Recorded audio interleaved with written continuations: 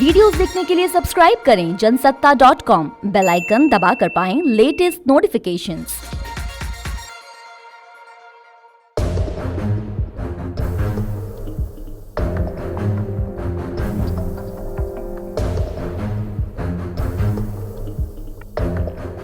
नमस्कार, जनसत्ता में आपका स्वागत है। यूपी में बीजेपी ने आखिरकार चुनावी रण में उतरने की तैयारी शुरू कर दी है। बीजेपी के राष्ट्रीय अध्यक्ष जेपी नड्डा ने केंद्रीय मंत्री धर्मेंद्र प्रधान को उत्तर प्रदेश बीजेपी का चुनाव प्रभारी नियुक्त किया है। मिशन 2022 को कामयाब बनाने के लिए धर्मेंद्र प्रधान की टीम में 7 सह प्रभारी भी नियुक्त किए गए हैं, जिनमें केंद्रीय मंत्री अनुराग ठाकुर, केंद्रीय मंत्री अर्जुन राम मेघवाल, सांसद सरोज पांडे, केंद्रीय राज्य मंत्री शोभा करंदलाजे, पूर्व मंत्री कैप्टन अभिमन्यु, केंद्रीय राज्य मंत्री अन्नपूर्णा देवी और राज्यसभा सांसद विवेक ठाकुर के नाम शामिल हैं।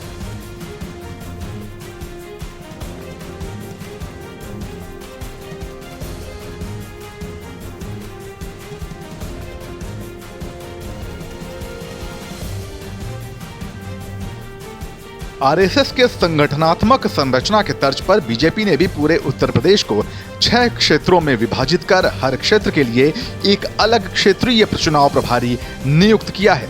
पश्चिमी यूपी की जिम्मेदारी लोकसभा सांसद संजय भाटिया को दी गई है, जबकि बिहार के विधायक संजीव चौरसिया ब्रिज प्रांत का जिम्मा देखेंगे। बीजेपी संगठन के राष्ट्रीय मंत्री वाई सत्या कुमार को अवध प्रांत का जिम्मा दिया गया है, जिसमें राजधानी लखनऊ भी शामिल है।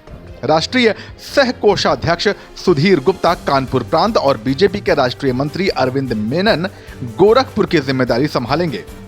वाराणसी और प्रयागराज जैसे अहम इलाकों वाले काशी प्रांत की कमान यूपी बीजेपी के सह प्रभारी सुनील ओझा को दी गई है।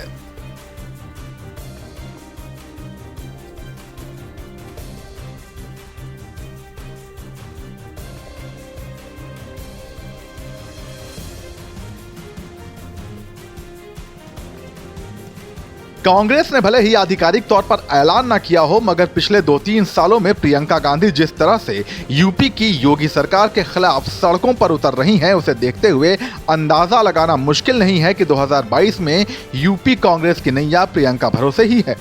प्रयागराज में अपना घर और दफ्तर खोलने और अनुग्रह नारायण सिंह को पहला उम्मीदवार घोषित करने के साथ ही प्रियंका ने अपने इरादे भी जता दिए हैं। कभी कांग्रेस का गढ़ रहे इस क्षेत्र के लोगों को प्रियंका में इंदिरा गांधी का अक्स भी नजर आता है।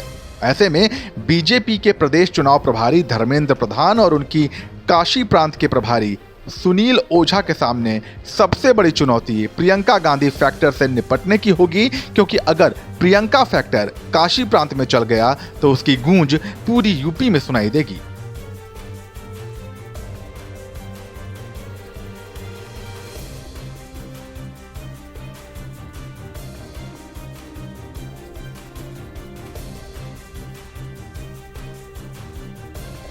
राजनीतिक पंडित बड़े दिनों से कह रहे हैं कि यूपी का ब्राह्मण मतदाता सीएम योगी और उनकी सरकार से नाराज चल रहा है।